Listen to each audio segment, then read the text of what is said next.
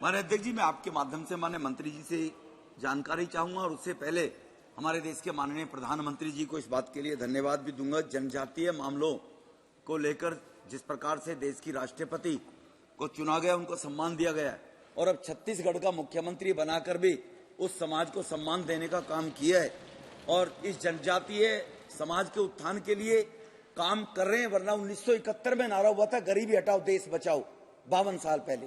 परंतु मैं आना चाहता हूं कि क्या जनजातीय मंत्रालय उन लोगों की सुविधा के लिए बिजली, पानी, क्योंकि कुछ लोग समुदाय के रूप में इकट्ठे नहीं रहते, अलग अलग भी रहते हैं। जैसे उत्तरांचल में एक परिवार कहीं है तो वहीं पर बिजली पानी की व्यवस्था है। इस विषय पर सरकार उनकी चिंता कर रही है।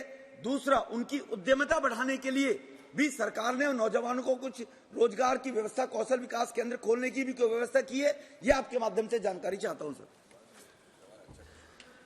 माननीय अध्यक्ष महोदय, मैं धन्यवाद देती हूँ कि सदस्य ने बहुत ही अच्छा जनजाति के क्षेत्र में हुआ विकास और खास करके नौजवानों के लिए सरकार की नई पहल के बारे में सवाल किया है।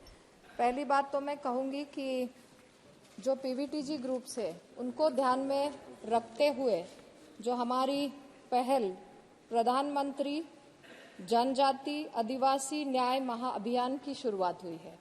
मैं सदन के माध्यम से ये रखना चाहती हूँ बात कि देश के ये पहले ऐसे प्रधानमंत्री नरेंद्र मोदी जी हैं कि जिन्होंने पहली बार हमारे भगवान बिरसा मुंडा की जन्मस्थली पर, उनकी जन्मस्थली पर जनजाति गौरव दिवस पर वहां पे मत्था टेका है और सिर्फ मत्था नहीं टेका, तो उन्होंने एक विश्वास दिलाया कि हमारा जनजाति क्षेत्र का विकास और आगे बढ़े और उसी दिन 24,000 करोड़ की भी बजट की, फाइनेंशियल बजट की भी वहां पे घोषणा हुई। वो सिर्फ घोषणा नहीं हुई, तो जिस तरीके से कहा कि क्या बिजली के माध्यम से कुछ काम हो रहा है क्या, तो मैं बताना चाहूंगी कि अलग अलग मिनिस्ट्री के माध्यम से जो 22,000 विलेज और 200 डिस्ट्रिक्ट में ये योजना चलेगी, तो उस माध्यम से चाहे वो आवास हो, चाहे वो कनेक्टिंग रोड का विषय हो, वाटर सप्लाई हो, मोबाइल मेडिकल यूनिट्स हो, अलग अलग मिनिस्ट्री से और खास करके न्यू सोलर पावर स्कीम के माध्यम से भी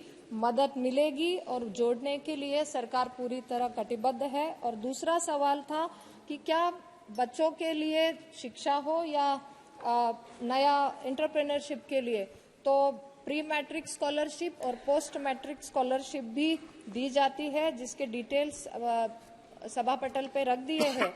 और हमारी प्रधानमंत्री जनजातीय विकास मिशन के माध्यम से जो कि ट्राइबल एंटरप्रेन्योरशिप को स्ट्रेंथन करे, उसमें 3 कंपोनेंट है। Mechanism of marketing of minor forest produce और दूसरा कंपोनेंट है वनधान केंद्र का निर्माण करना और तीसरा कंपोनेंट है उसको मार्केटिंग देना। तो इस माध्यम से ट्राइफेड ने आज तक वंदन के माध्यम से 41 करोड़ का बिजनेस दिया है, जो लाभ हमारी जनजाति क्षेत्र को हुआ है, और 170 करोड़ से ज्यादा बिजनेस ट्राइबल आर्टिसन के माध्यम को हुआ है। धन्यवाद। माननीय सदस्य